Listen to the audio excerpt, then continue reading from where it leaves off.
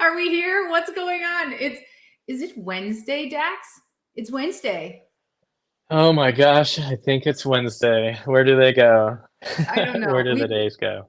In the Amazing at Home community, we call this Wisdom Wednesday. We try to share our wisdom and the wisdom of our friends on Wednesdays. So, it's hump day. Let's get over the hump. Let's share some wisdom and welcome you guys today. I'm here with my friend Dax Patton, and Dax is amazing. Him and I met doing some Geekdom. mentorship at Geekdom San Antonio, and I meet so many great entrepreneurs there. So shout out to our friends at Geekdom. We love you Shout guys. You're out. amazing. All of our startup friends that are going through the incubators and stuff that we get to work with and help them with their marketing pitches and all of that. But I am so happy to have you here, Dax. And today, everybody, we're going to be talking to Dax, who's really got a lot of experience in this area, about considerations for your website. Every single brand owner out there should have a website of some sort. So today we're going to talk about who should have a website, what kind of website should you have, how do you even build a website, how do you hire somebody, should you hire someone? I'm going to pick Dax's brain because he's done a few of these things. So Dax, before we get into all of that, before I extract all of the wisdom out of your brain today, why don't you tell everybody what qualifies you to talk to them about websites? Tell us about you. Give us your intro. Yeah, I probably built my first website back in 2011 or 2010, not including anything that happened before then, but professionally. I've now today I have a whole development company, a few, that build anything from, custom WordPress websites to Webflow to full stack, custom development from the ground up, front end, back end, the whole deal. So I've built a few over the years, and I still build quite a few today. It's not everything I do, but I've got awesome teams that do it. That is so great. And what got you into web design and web development? What made you want to do that? Um, well, I I always wanted a marketing agency. I went to school for marketing and advertising, Texas Tech, Reckham. Long story short, I went into corporate staffing and recruiting right out of college, and just learned how important people are and that. And I always wanted to get back into marketing and had this big idea of maybe having an agency someday. And I just have I love, being able to do the entire life cycle of conception to production. I love, yeah, I don't know if that answers the question. I could go so much more detail with that, but um, yeah, what was the question again? Because I was So, about to go on a tangent. well, I mean, I just talked about what got you into building Yeah. websites. So it sounded like, you went to school for marketing and you kind of got into it. Talk to me about a project that you've done. You said you love taking things from Yeah. concept all the way through to development and launch. Talk to me about a project that you worked on that really grew you and, was an Yeah. exciting thing. And so I guess we'll say entrepreneurship got me into it. Because we're in a digital age, and it's, having digital real estate, out in the world is super important. And having a good presence, and, you know, you can either pay someone else to do it or you can do it yourself. So going back to it, yeah, again, that last question. So what was the last question you mentioned? Yeah, And just talk to yeah, us about a project that you did, yes, that was really exciting and something that, really grew you as for me, starting a trade show in Latin America, has been the one. I mean, I've had a lot of growing experience, but that one really grew me. I never thought I would yeah. pull that off, but it was really a crazy event and a crazy thing to do in my career. But what about you? Do you have anything that you're just like, wow, I never thought that I would do that? And, Yeah, several. I guess early on in my career, it would probably we built our first SaaS model software, and we ended up building it out on HTML5. In the beginning, though, we built it out on Flash, and this was 2011, and so Flash was on its way out, 11, 12. But so we were like, oh man, we have to rebuild this whole thing that we just spent so much time and resources building. So we ended up like bringing in-house our team and building a team and being the project management, being the technologist, pushing it forward. And it was a restaurant software. And so it was digital menus.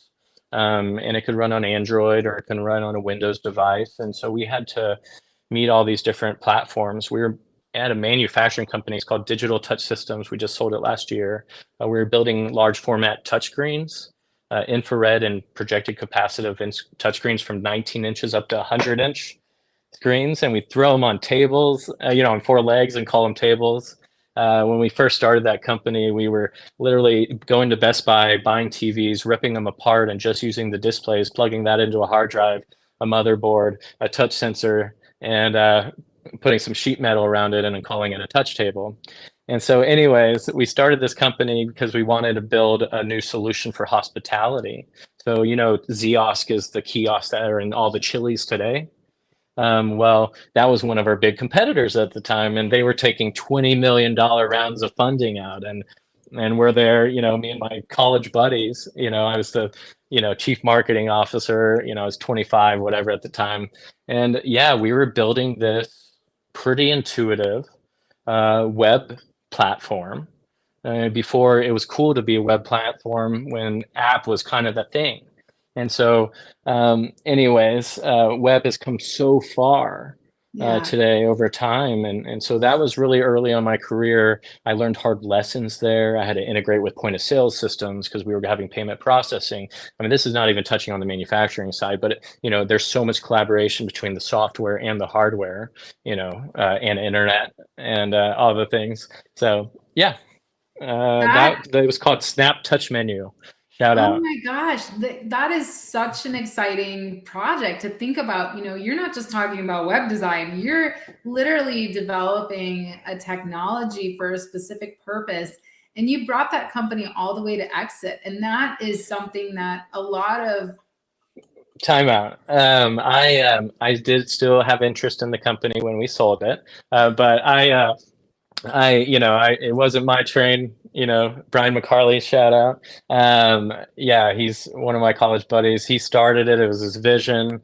I earned equity, Hey, there you go. putting in the time. But being part of something, growing it to a point where it could be sold and being a part of that sale. So crazy. It's good that, we give credit where credit is due as well. But 13 years.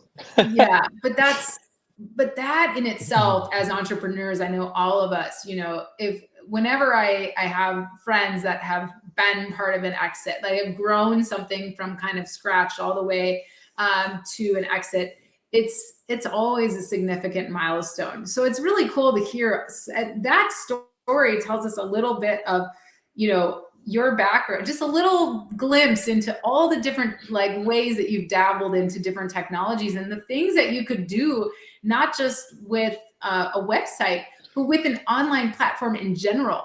When we think about the different types of online platforms there are, when we think about Amazon, Amazon started out just as a website to sell books. And back when Jeff Bezos started Amazon, he tried to get funding and he went out to everybody, and people thought he was crazy. They're like, nobody's selling anything on the internet. You're nuts. He got so many no's, right?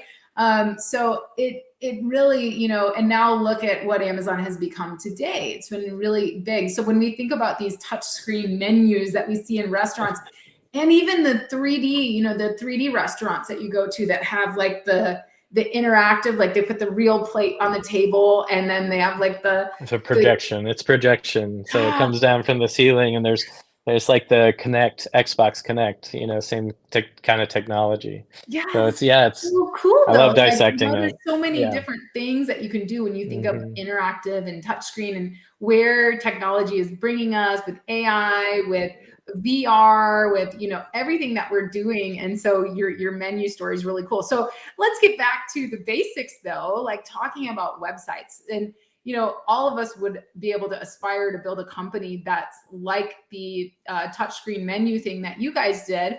But when it comes to our brand websites, our audience here, most of them are brand owners. They have their own brands, or they're selling, they have a store, an online store with many different wholesale or resale products on it. And the question that I always get is, number one, like, what platform should I use? What should I use? Should I use Webflow? Should I use WordPress? Should I just go on Shopify? And my answer is always, well, it depends. It depends what you want to do with your website. Do you want to sell on it? Do you just want to have a landing page that features your product? But I'd love to ask you that question. When people come to you and they're like, help me, I need a website. What is your process for deciding what platform they should be on and helping them through that? Yeah, lots of open-ended questions for them. So, I want to understand where they are in their business life cycle, just from an entrepreneur, perspective, and that's how I like to approach, a lot of stuff with people I'm helping or working with.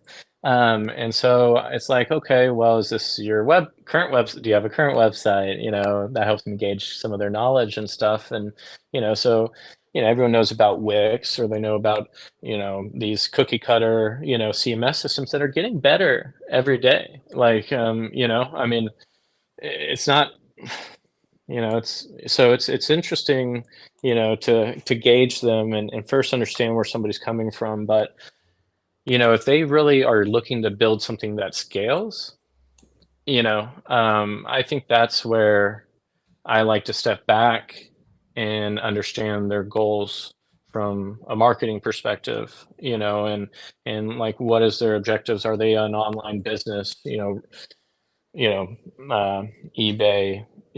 whatever, e-commerce, Amazon? That's a whole beast in itself, right? So, but when you're like jumping into, hey, I'm a brand and I have a whole content marketing strategy, or I have all these marketing goals, I have this thing that I need to communicate to the world, it's, again, I learn kind of where they are in their journey, what are their objectives, and then who are their audience, right? So who's going to be using the website? That's another huge thing. So these types of things are what I'm wanting to understand. And then, technologies wise, do they know anything or do they not? Yes, WordPress and WooCommerce is a great combination if you've got a WordPress or want to have a WordPress website. And WordPress is just a good platform in general. It can do a whole lot. You have enterprise companies, using WordPress and using Shopify's and using all these things. Shopify comes into another thing. It's a great platform. It's, really, robust, assuming you don't change a lot of stuff. Once you like go and, editing the template or whatever, you can easily break it from there. So that's something to keep in mind too. Wix, it's like, oh, well, I don't have a lot of money, I don't have a big budget for, this is just, I'm a solopreneur, and, all those platforms I just stated are easy enough that no one with any coding experience could go build a simple website from there by watching YouTube, and so that is one thing to state. But who has the time, right? And when do you need this darn thing? Okay, well, are you gonna write the copy? Are you gonna have somebody else write the copy? We've talked about copy before, Amy. So it's just like, Yeah. you need the language. You need to know what you want to build. You need to scope it out. You need to define, the scope of work, and that's where it's like a good place to start. I think that's so important too, is, thinking about what do you want to display. I was in Dan Martell's mastermind, and he talks about how your website is your 24/7 sales page, right? But if we, all of us can build a website, and, we can all go on Wix, and we can, Wix is like $8 a month, or Squarespace, and if you just need a landing page for your product, that's perfect. Like if you're not really planning on selling huge volume on your website, you just want a place for your brand to be represented and for people to connect with you on social, stuff like that. Something like Wix is perfect. You don't need to hire, even though of course I want to send traffic Dax's way because he's really good at what he does. He's going to turn you down too. He's going to say, you probably don't need me. You don't need me to build you a massive website if you're just trying to introduce your brand to the world. But at the same time, you brought up a really good point. What are you going to do? What are you going to say to introduce your brand to the world? What are you going to say to introduce that product on your website? What are you expecting customers to do when they reach your landing page? Do you want them to sign up for an email list?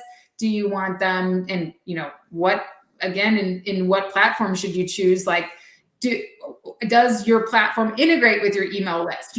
All of those kinds of things. So like you said, first, before you choose a platform, thinking through what is it that you want to say on that page? What is it that you want to present?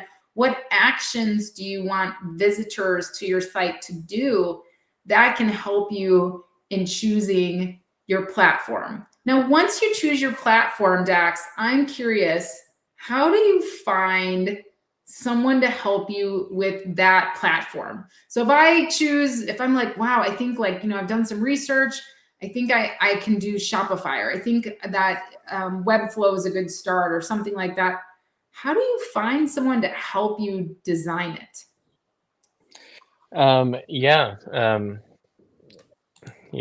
Wix, for example, I think they have a whole community within their platform where you can, find Wix specific, people, developers, team members. So there's one resource.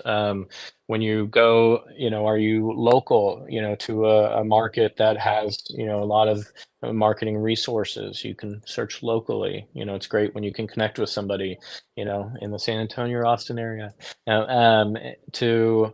Yeah, I mean, do you have the big budget?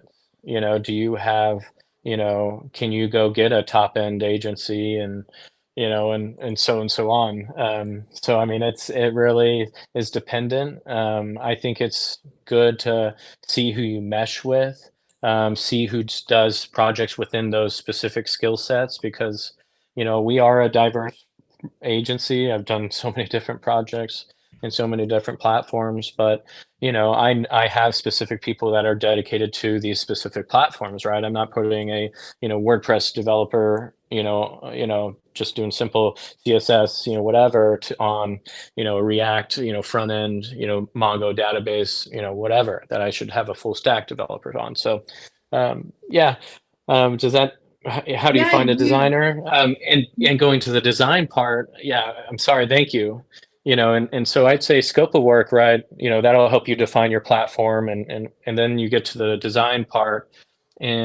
But maybe before that is you want to get your copywriting together and just kind of get all the stuff, for each page, get your sitemap and for each page, so what to tell your designer, what to design. And then when you are ready for your design, just know that a web developer isn't a designer, and I try to keep my developers doing development and my designers doing design. There are, plenty of scenarios where there's like templates and stuff, so design is limited. But with Pickled, for example, my design agency, we do use Figma, and we prototype. We start with the home page, and we really hone that in before moving on to any of the internal pages on the design side. So yeah, I don't want to jump around too much. So building a sitemap. No, I think that that's really important. It's the same thing that I tell people when they're planning out their Amazon listings. People will come to me and go, okay, I need to hire a photographer. And I go, okay, wait, have you thought about your copywriting on the page? Have you thought about building out what you're going to say and how you're going to communicate about your product through your copywriting? And that is really important because it should drive your images. If you just take a bunch of pictures of, and I review people's listings, you guys, if you want me to review your listing, you can go to amazingathome.com and click on free listing review, and I'll send you a video of me going through your listing. But I'm going to look at your listing, and so many times I start with the photos because that's what customers do. Same thing with a website. When they're scrolling, if you look at heat maps, people are looking, they're reading from left to right, and they're looking at the images, and then they're reading the text. They're trying to make sense of the image they see in the text that they're reading. So, if they see a big blob of text and there's no image there to communicate with them or connect with them, they're just going to skip that blob of text. And so the same thing happens on our product listing pages, right? We go to the product listing page and we go through the images. Customers, they go through the images first. They'll see your title, they'll go through the images. And if they don't get their questions answered, they keep scrolling. It's not like they're going to stop and take the time to read your listing. They're not. They're going to keep scrolling. They're going to see all of your competitors there. Luckily, on your own website, you don't have that problem. But it's the same thing. So when Dax talks about building a sitemap, they're using Figma. Even if you don't have all the fancy schmancy things, if you can give a designer a basic, like what I did when I redid my Amazing at Home website before I had my amazing Brian, who does all my web design now. You guys go check out the homepage today. Brian just updated it. It looks cool. But before I had Brian, and I worked with other designers to help do over my website or correct it, I would just use Google Documents and some screenshots. And the point is, so you don't have to know how to use design software to build a sitemap. You just have to be able to communicate what it is that you want to say. And if you're not sure how to do that, if you're not creative that way, or you just don't feel comfortable, then hire somebody who can help you with marketing copy, who can help you communicate to your audience in the best way possible. We do that. We love doing that. We love building out the copy for websites and the copy for product landing pages. But Dax, I'm sure if somebody comes to you and they don't have Figma, but they give you a document that shows like our homepage, this is what we're trying to communicate. These are the images. That's enough for you. And it's very helpful, right? Yep, I actually just send them a spreadsheet, a Google sheet, and just be like, hey, just homepage, about, our blog, a blog post, and all that stuff. Just having that and knowing at least big picture what you need to check off is, super easy and helps visualize it. And then, you can have little notes there that say, and also do ones for your call to actions, your CTAs, right? So, what are we really trying to get them to do? Where are we trying to send them, buy now, or, sign up now, or all the things. So yeah, sitemaps are so important and just great, for making sure, and it's okay to update it, if you have to revisit it and update it, but just know, or add something. But yeah, I like to have that sitemap defined when I'm entering into a project with a client, because I know exactly what pages I need to focus on. So if we back up in our discussion, we talked about, okay, before you choose a platform, think about what you want to say and what you want to connect to. And that's going to help you decide like, okay, what kind of platform do I need?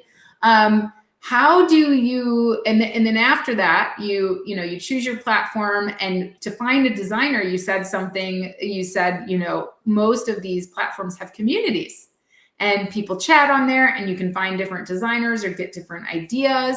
So that's really great. And then you talked about, okay, once you hire that designer, if you don't want to do it yourself, then you need to have some kind of sitemap, or they can help you build that sitemap, but you need to have an idea of what you want to say. Because it's just like if you try to hire a graphic designer and you go, okay, just make me some pictures, but they have no idea about the product.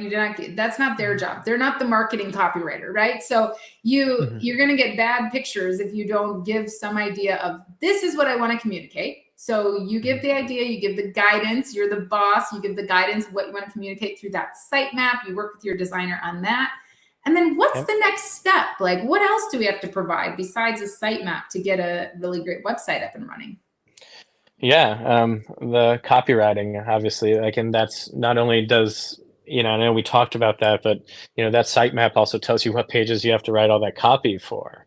So really, once I have, kind of what, and again, we can get all the way back to marketing and the strategy and the big picture of really understanding this company and what their objectives are to, our scope of work, what are we trying to accomplish and all that. That also helps us define our sitemap, and then to the design and finding the designers and all that. And so yes, developing, and also defining what copywriting we want to do. So that's where it's like I won't start a design part of the project really until I have sitemap and copywriting and just kind of the scope of work. And then what about images? There's images are important. So Images, important. videos. So how do Yeah. we do that? Like where does that come into the process? Yeah. So if you're a startup, I always think you should go sign up for Adobe. Well, first, again, make sure you understand all the things we just talked about, so you have a clear vision.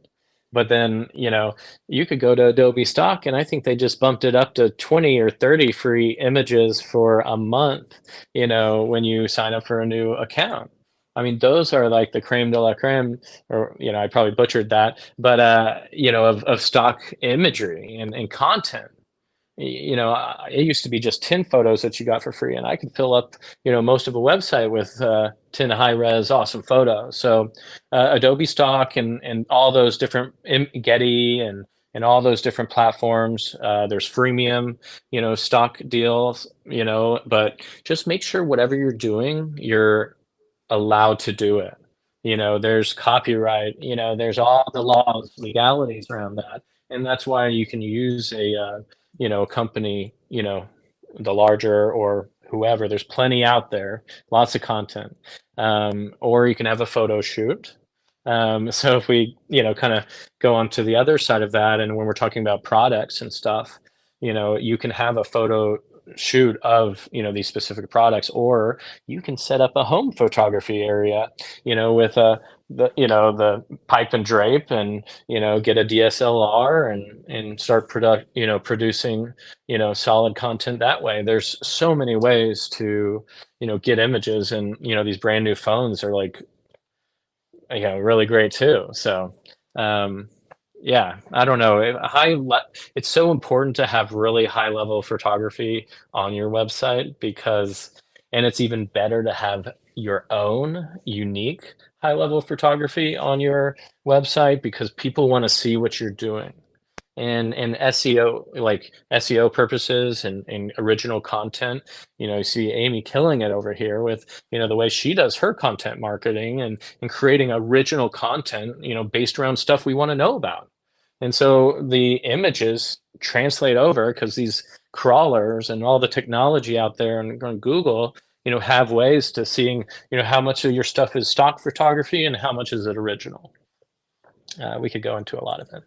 Well, and I think we have to, you wouldn't be talking with Amy Weiss if we didn't bring AI into the conversation. So Here we are. we gotta talk about AI. Well, Let's and do it. now, AI has given us, especially, Photoshop and Adobe have given us the opportunity to create incredible images of anything. The other day we did a live stream with my friend Max from eContent, and it's an AI image platform. And he talked about generating some images for a brand. And he brought up their Instagram page, and you guys can check that video out. It's on the YouTube channel from our Wednesday Wisdom series. But he brought up this brand, this kind of outdoor brand, and they created an image of a tent in like the middle of Iceland with the, auroras borealis, whatever it's called, the beautiful stars above. Yeah. And you couldn't get a stock image like that. You couldn't, like, it's the perfect image. And now you can create, a picture of somebody running on the beach or whatever it is that evokes that emotion for your brand. So the days of having to find the perfect stock image to get that attention for your brand and really convey what you're trying to do are over. I mean, you can really create some awesome images. And oh man, Dax is going to throw a wrench in it. He's going to throw a wrench in it, you guys. He is. So it depends, though. You still do have to follow Yeah, I'm copywriting curious. rules. You have to follow Right. copywriting rules, but with certain AI image generation tools such as Midjourney, you have more freedom to utilize those images than like Adobe, for example, has stricter terms about how you can use those images. So yes, Dax, throw a wrench in my AI argument. No, I want to embrace it for sure, and I do. We're building a whole AI company, on another venture I've got going on. So we got machine learning, large language models, the works. So I'm like, heck, I just want the robots to like me, so I'll be, but anyways, yeah, so let's not stop with images, right? Let's jump back to copywriting and all that stuff. I mean, the ways that we're able to leverage ChatGPT for or prompts or yeah, like all that stuff. But when it comes to the images and stuff, it's interesting how, we're seeing stuff in the news. We're seeing, I saw a video that was made, in 7 hours, using nothing but AI. It was like a movie trailer and it looked awesome. To just we were just talking about SEO and value between, hey, is original content from the world going to hold a place, versus in weight to AI content because it's like, hey, this is our new stock, right? This is our new stock. Our stock just got elevated. Stock footage, stock videography, stock whatever. Yeah. But oh, hey, this is real. Hey. No, so I'm just thinking like, who knows, right? Like, Mhm. and it's interesting. We're such on a forefront of it. And so yeah, that's really cool to hear about it. I'll have to check out some more of that stuff. I had some, I think it's so cool. I was talking to some vendors at South by, one of the big stock companies, and they were still figuring out their legal terms and disclaimers and stuff. And he was like, "Yeah, we're about 3 months out, but we do have some, but we have, yeah, it doesn't cover this." So let's talk legal. Yeah. Yes, I know that's always hard, because like people are like, yeah, but can I use it, right? So to get us back to our website talk, so we talked about Yeah. who needs a website. Well, we talked about who needs a website. We talked about what platform should you pick. We talked about how you hire a designer. We talked about the process of design and how you get through that. Okay, so Dax, the last question that I have for you before we wrap up, how do Yeah. you vet a designer? Because for as many designers as I've hired, I've also and my clients as well, we've also run into some characters that are selling Absolutely. services and they really don't know what they're doing. So how do we make sure that the people that we're hiring actually do know what they're doing, and before we move forward with a project, and can trust the pricing they're giving us and that they're going to do what they say they're going to do? Yeah. Yeah, great question. It goes a little bit about that scope of work that we put in place at the beginning. So you can define. I need to have this. Designed, a full website designed. And again, this is if we're talking about that category of a project. But if you're bringing a designer in, right? When I design, I've got development. We got web design, and web development. And so like if I'm talking about design specifically, I'm wanting to look at that person's portfolio. I'm wanting to see if they're known for designing websites, because a logo branding expert is going to be different than a, UI, UX, type person. And then so just kind of, and then understanding your budget, right? I mean, like, heck, there's some really great there's always great up and coming junior designers that are, amazing. There's, people that are coming from other industries into the design world, and maybe haven't worked at a big name agency or something like that, or you know it's really all dependent. But I have a simple hiring process. I look at their resume, up and down. That's my first step. And then, I give them a call and I do what's kind of like a G2. It was like an old military term. Don't hold me to that, but I would go through every single part of their resume or their portfolio or whatever and ask them about that. And just kind of, and then why don't you work there anymore? Or, how'd that project end? Do you have a referral on that project, to yeah, and then after that, checking, that kind of goes to the third thing, which is just checking 2 or 3 professional references. So if you did those 3 things, looked and see if they aligned with your role, met with them, interviewed them, had face to face, were they on time? Did they have all the soft skill sets? Did they want to work with you? And then third, check a couple references. I don't like everyone I worked with in the past, but they'll tell you I worked my ass off and I was honest.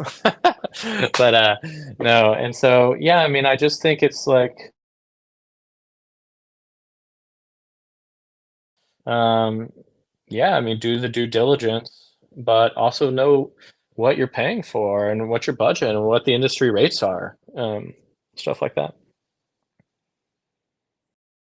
I love it. Yep, that makes sense. I like your idea about going through their resume and actually like line by line asking them about it, because it's going to become really obvious if they are being un if they lied on the resume or that project didn't work out well, or and then Yeah. asking for those referrals. I think that's a really strong way to do it. I always ask for previous work, and sometimes I'll do like a little test task. I'll be like, okay, well, can you update this page for this? I'm looking for that. And then if they do a really great job and they communicate well during that, then I will, move on to other projects and say, okay, now we've got a bigger project for you. Can you give me a proposal for this? How would this work? And so I love doing little trial things. In fact, Yeah. before I partner with anyone on anything, I'll do a little test run, like Chelsea and I, we do events together. We do seller meetup events together, Chelsea Cohen and I, and we did a few small things together first, just to make sure, we worked well together and all of that.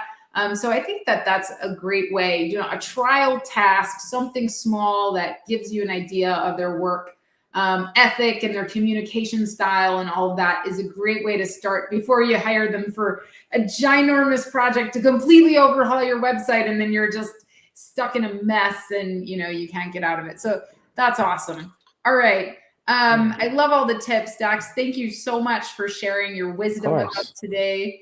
And how can people get in touch with you? And who do you help and how do you help them? Talk about that. Yeah, you can contact me at Dax Patton, DAXPATTON, pretty much on anything.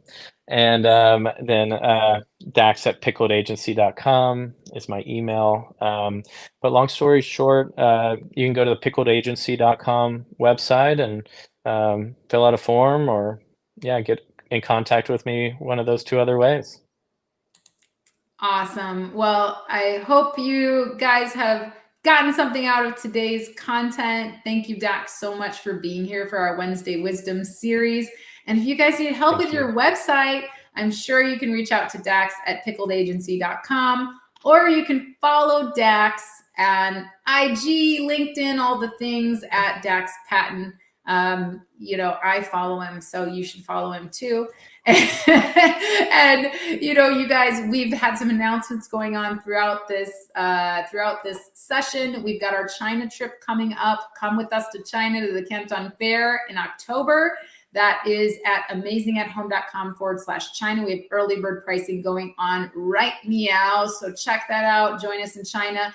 And then we have a Q4 Mastery Summit coming up as well. That's going to be really awesome. We're announcing that starting next week, but you can visit amazingathome.com/Q4 to get the little highlight reel and see some of the speakers and stuff who are going to be there. We have the best in the industry coming to teach us about how to prep for Q4 and make it a really, the best sales time and a profitable sales time of the year for us.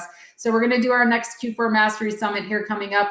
We got the China trip coming up. And of course, more Wednesday wisdom coming your way. And we'll see you guys next week. Have a great rest of your week. And you know where to find us at Amazing at Home. Have a great day, everybody.